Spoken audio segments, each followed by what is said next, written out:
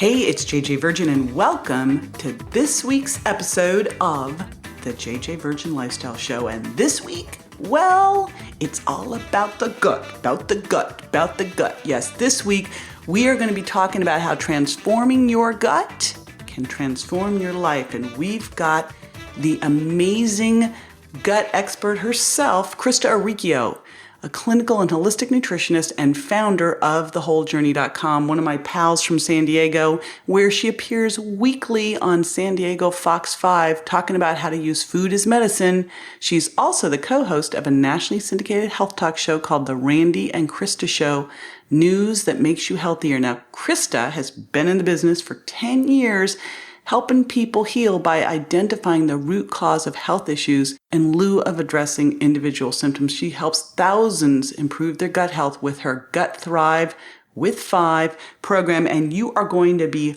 shocked and amazed and awed by what I'm going to be sharing with you today. And there are things that you can put into immediate practice, and there are things, by the way, you haven't heard before. She's going to be bold, controversial, and again, she can show you how to change your life by changing your gut. Of course, too, we'll be taking a listener question, so stay tuned for that. So what's the first step to healing the gut? I think the first step you are intimately familiar with is we have to stop putting fuel on the fire. So we have to remove the foods that we're sensitive to. And so when we're starting to heal the gut, we're removing basically anything that causes inflammation. That's those foods we're sensitive to, like gluten and soy and corn, dairy, some people to eggs. But another thing, JJ, is that of course we have to eliminate sugar, and we eliminate that really in every form, and we eliminate fermented foods as well, because we really want to start getting oxygen flowing throughout the GI tract. So it's kind of, if you think in the first step to healing the gut, you have to take a vacuum cleaner to the intestinal tract and get rid of inflammation that you're adding, and then get rid of old inflammation. So we use 3 different kinds of enzymes: proteolytic and hydrolytic enzymes, as well as digestive enzymes. And we also use enzymes that clean up old molecules of gluten and dairy that are causing inflammation, even though maybe you haven't eaten those foods in weeks. And so that's kind of the combination, is we stop adding to the inflammatory cascade, and then we remove what's existing and start to really clean up the blood and use the full power of enzymes working together. Now I know what my listeners are thinking. I just know I can read their minds, and they're going, but wait a minute, Christa, fermented foods, I thought they were good for the gut. I know this is such a controversial topic, JJ. And so, I always say I was raised in pizza, pasta, and antibiotics, and I came to this field with the worst case of candida that you've ever seen. And so having studied, the beginning of this gut idea of healing the gut came from that, and really realizing that we need oxygen in our digestive system. And where we get into trouble is when fermentation, we have too much and it snuffs out the oxygen. So fermented foods are super healthy foods when they're added in at the right time. I always say you can't plant flowers in a junkyard. We have to do our cleaning, before we start to add in those foods that are supportive to us. That is great. And I love that you're bringing up controversial subjects, because that's what it's all about. You're bold. And now the next step, you do something different too, because you have a different approach to purging pathogens. How do you do it? Yeah, so we have to get rid of the bad guys, but this is all about healing the gut from a genetic perspective. So when we look, we're not just talking about, protozoa or parasites or yeast or fungus. We're looking at the microbiome, which is the collective genetic material of all the organisms within our gut. We're looking at this as a community, right? And we want to create 85% good guys and only 15% bad guys to challenge the immune system and to end up keeping us strong. So we look to do a pathogen purge where we are knocking down in a very gentle way all manner of pathogens and not just focusing on one. And so when you can do that in a gentle way, not taking, let's say, the traditional Western approach of kill, kill, kill with guns blazing, where you bring in the heavy hitting antibiotics, if we relate this to a war, like that's really what's happening is whenever you go in during a war and you drop those bombs, the land gets damaged. That's the equivalent of creating more leaky gut or intestinal permeability, and innocent people get killed. That means you're killing off the good guys when you're trying to kill off the bad guys as well. We want to stop that approach. And a lot in the naturopathic community, we can do that with botanicals. Too high of doses of botanicals for too long has the same effect. All right. So I love that. No scorched earth is what I took away from that. Yeah, no scorched earth. But I just want to say the last thing about this is, so what we do is you have to use many different botanicals in a low dose. So instead of attacking, you interrupt the way that all these organisms communicate. So you take away their cell phones. If they can't talk anymore, they can't proliferate anymore. Then we create an inhospitable environment with step 1 of slashing inflammation, and they leave on their own. That's what's so different about purging pathogens in this philosophy. That is fantastic. And now that you've created this new microbiome place, then what happens? Okay, and this is why this is a 5-step strategy. And so many of us, we implement 1 or 2 of the steps, or we don't put them in the right order, so we don't get lasting gut healing. So now we've cleared out what doesn't belong. If you weeded your garden, it's time to plant new seeds.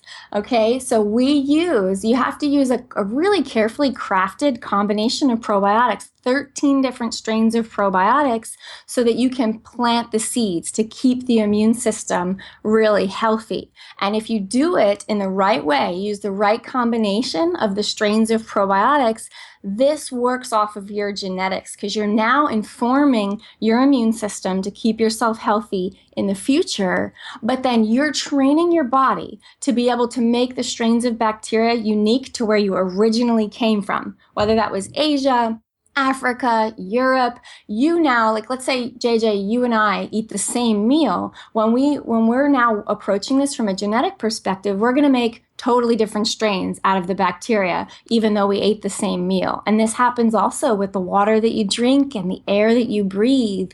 And this is how we start to create the most self-sustainable human. It's really a beautiful process to use the power of good bacteria in this way. So let's talk bacteria for a moment, because I can also sense that what people are probably thinking is, okay, well, I just went down to my local health food store and I bought a jar of acidophilus, or I bought some probiotics, and you said 11 different strains or 13 different strains. I don't remember. So how do you know what you need? Well, basically, everybody needs 3 of the major players. And so they need lactobacillus, and there's 3 to 5 different strains of those. And the lactobacts, they shepherd out the bad bacteria. That's why people eat fermented foods. That's what they do. They're going to be like the soldiers shepherding out bad bacteria, but they're also going to take the malleable bad bacteria that are willing to kind of show their hand and show them to the immune system and say, here, this is what is in their genetic code. Remember that next time so you can get them out quicker and the immune system can strategize. So you need the overarching lactobacillus. And then you need bacillus strains of probiotics, because the bacillus, they stay, they colonize, they stay, they contribute to that lasting digestive health. They go in, like the infrastructure, they're going in and healing and sealing the leaky gut. Super important. And then you need bacillus, probably 1 or 2 strains of bacillus. And I equate bacillus to like Navy SEALs or Army Rangers, because they're not afraid of anything. They don't look to be comfortable. They're going to be on the front lines of your immune system, getting out anything that comes in. They can survive harsh stomach acid. And so we want to make sure we have bacillus on our team when it comes to probiotics. If you get those 3, then you're covering your bases. That's fantastic. Now, in the next step, you're working to balance stomach acid. And that is I'd love you to really hit that, because I think for so many people, they think they're eating fine, but they're actually not digesting well. But you also have another term that I want you to walk us through, and that's something called terraforming. So Yeah. let's start with stomach acid and let's also define what the heck that is. Yeah, cool. Okay, so stomach acid is crucially important. Like you said, it's not what we eat, it's what we absorb. And especially, every year over age 45, we produce less and less stomach acid. And that's just because we don't focus on optimizing it. And so you don't want to do all of this work on your health and leave out that key piece. I see that a lot of practitioners do that.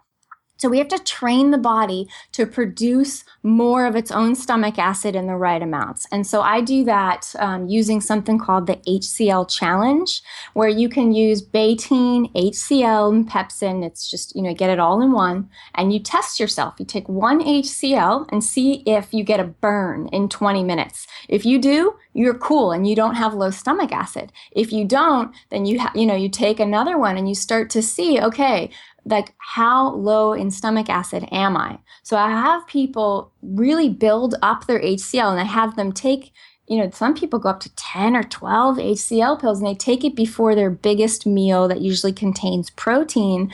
And then when they do get that burn, that's when they start backing off. The next meal they go down one and you go all the way down to none. And now you've trained your body, you've tonified your stomach acid. Super important because that is like good fences make good neighbors, right? That we want to have that fence up. And so if you eat something and, on your food, there's a pathogen on that food, the stomach acid is going to kill it. Really important. And then, of course, brain fog is such a huge problem for people. Low stomach acid is a root cause of brain fog because you're not digesting your vitamin B12. So all is well in the world after this fourth step.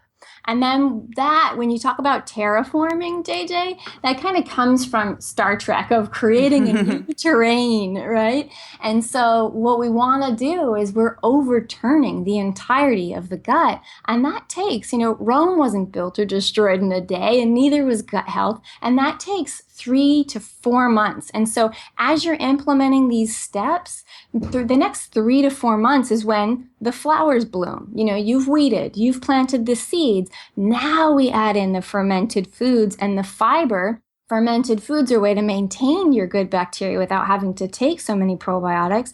The fiber is a way to feed that good bacteria so that we have this self-sustaining system where the flowers are growing and our immunity is getting better, our brain health is getting better, our digestion is getting better. So that's the idea of terraforming, is creating new and sustainable life inside the GI tract. So now you're here.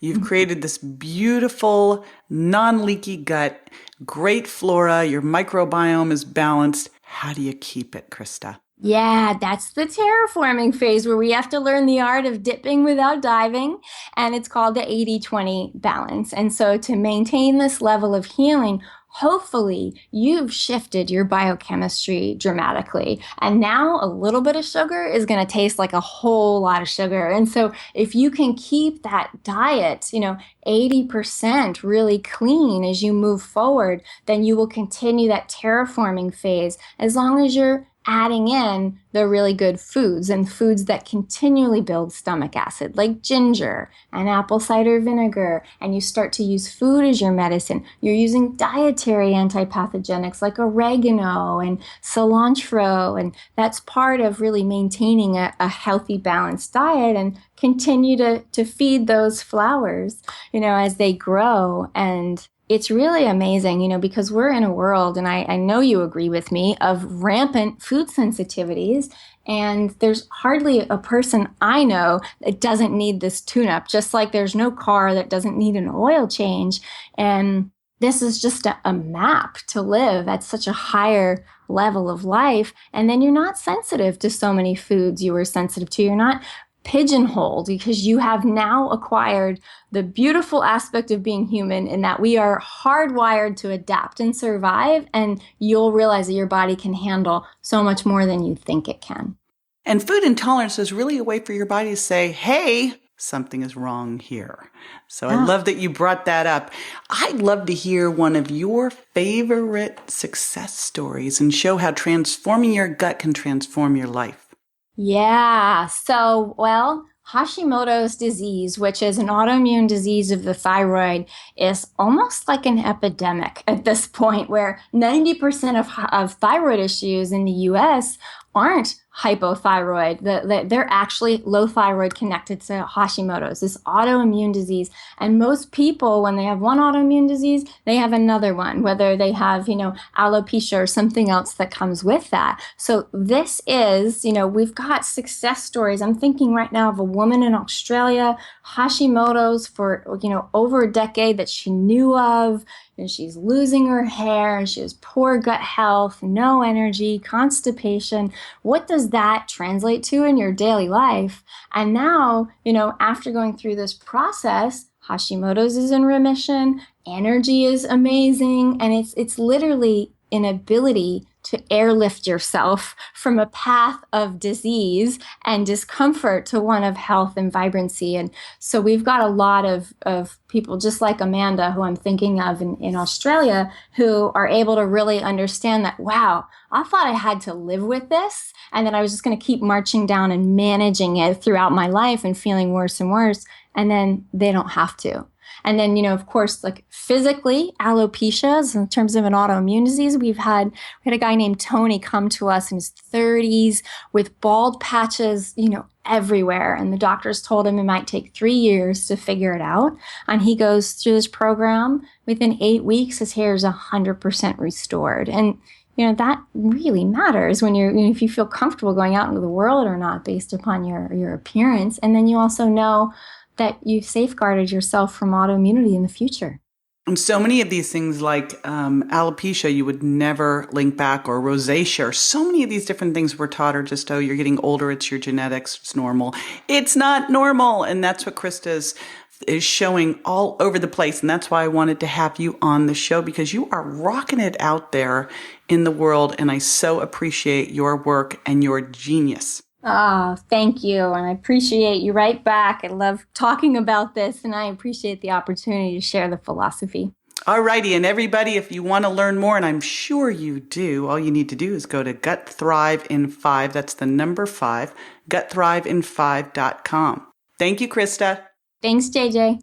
Christa, thank you so much for joining me today. This is awesome information, just as I knew it would be. And I want to remind everyone listening that you can visit thewholejourney.com and gutthrivewith5.com. And by the way, that's the number 5, to get more of Christa's awesome information. Now, after the break, I'm going to be answering the listeners' questions like I always do, so be sure to stick with me.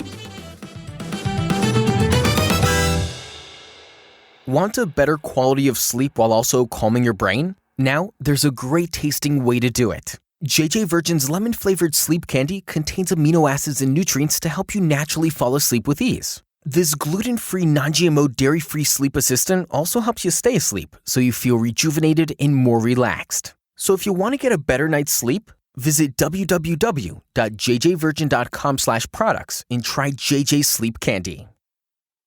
Welcome back. Now, this is the part that I love. It's where I get to answer a listener's question. And today's question comes from Janet in Park City, Utah. And she says, I do so well during the day, but then I come home at night and I start making dinner, and the wonderful, wonderful smells get the best of me. I just tend to graze the whole time I'm preparing dinner. It starts out as grazing, but then it just turns to flat out overeating during dinner. Ugh. I spend all day doing so well, but it seems like I can't make it all the way to the end. If I had a little something I could eat just before arriving home, it usually helps. Apples usually help. They're far from my favorite food. I'd really like a chocolate bar. Well, who wouldn't? Help. All right. So I loved this question because I think, 99% of the people listening can totally relate to this, Janet. So let me share a couple different ideas. Number 1. I teach people to eat by the clock, whether they're doing the virgin diet or the sugar impact diet. I like you to eat every 4 to 6 hours. So you get up in the morning, you eat within an hour or so waking up. And ideally, I love to have you start the day with one of my shakes. And both my books, by the way, have shake recipes in them, and we have them on the site, loads of shake recipes, so you'll never get bored of that. I love people starting the day with the shake because it's going to give you the protein, fat, and fiber that you need to help keep you full for hours. Then I'm having you eat every 4 to 6 hours. So remember, if you eat breakfast and you need to eat in 2 hours, you did not hit the breakfast out of the park. You probably had a high carb, high sugar diet breakfast that just slammed your blood sugar, and now you're racing for something else. So if you're having breakfast around 7 and lunch around noon, right? So there's 4 to 6 hours, and you're not having dinner until around 7, if you don't have something in the afternoon, you're going to do a crash and burn, and you're going to get home too hungry, and there's no way you're going to be able to wait till dinner. So I am betting that's what is happening, is that you're having lunch, you're not having anything till you get home, and then all of a sudden food is all around you, and of course you're grazing. Who wouldn't? So the problem is with that is if you start grazing while you're preparing, you have no clue how much you've eaten, and by the time you sit down to dinner, you've probably eaten twice as much as you need to eat in the first place. So here's the suggestion. Number 1, you said you wanted a chocolate bar. Okay, now you're going to love me because I have these 2 new bars out that are, oh my gosh, they're my addiction. Okay, so I've got a bunch of different all-in-one bars, my JJ Virgin bars, but I have 2 in particular that are going to just crush it for you if you want a chocolate bar. I have my chocolate mint all-in-one bar. It's a protein bar.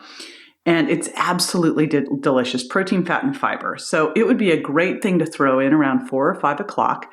Have that, then brush your teeth. And as you're preparing dinner, have some sparkling water with lime, have some tea, but do not start eating. No eating while you're standing. No eating while you're standing.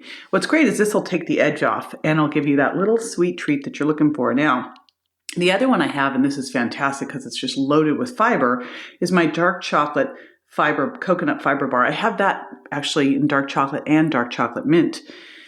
These are so delicious. So any of these bars you could use in that late afternoon. It'll take the edge off. It'll help you stay sane. It'll give you that little sweet tooth you want, taste you want, without like losing your mind. Now, what's great about these is they help you bridge the gap.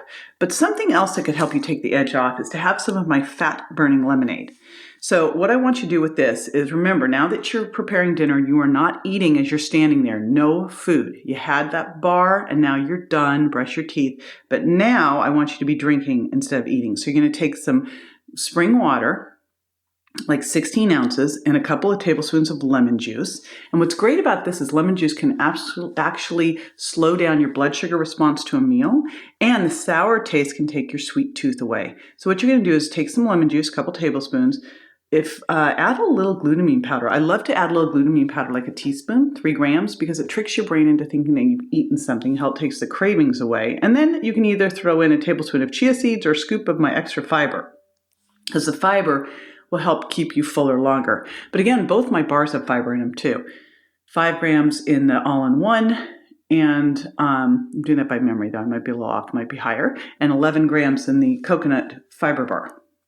Okay, so again, the water, a couple tablespoons of lemon juice, a teaspoon of glutamine powder, a tablespoon of chia seeds or extra fiber. If you need a little something sweet in there, ideally you're weaning your sweet tooth down, but you could use a little of my virgin sprinkles, which are erythritol, stevia, and glycine.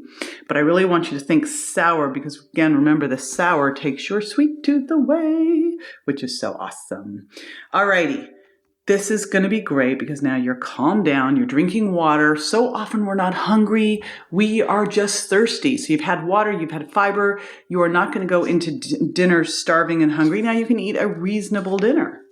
And you can sit down and actually eat because you didn't already eat everything while you were standing up making dinner. Because remember, again, if you're grazing, you have no idea how much you've eaten.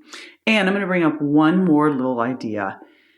This is why you keep a food journal, because if you write it all down, then you know what you did. So it will change your behavior dramatically if you just start keeping a food journal as well. Kaiser did a study and they found that people who kept a food journal lost twice the weight as people who didn't. Number one reason, key to success, and it's so easy to do. So if you'd like to submit a question, just go to jjvirgin.com/ask and you can leave a voicemail for me. And I cannot wait to hear from you. I love getting these questions. Okay, one more way I'd love to hear from you. I'd hugely appreciate it if you could jump on Stitcher or iTunes and leave a review for me. It helps a bunch. And be sure to subscribe and share the show with your friends. This is JJ Virgin signing off and reminding you that you are worth it. Dare to live a life that matters.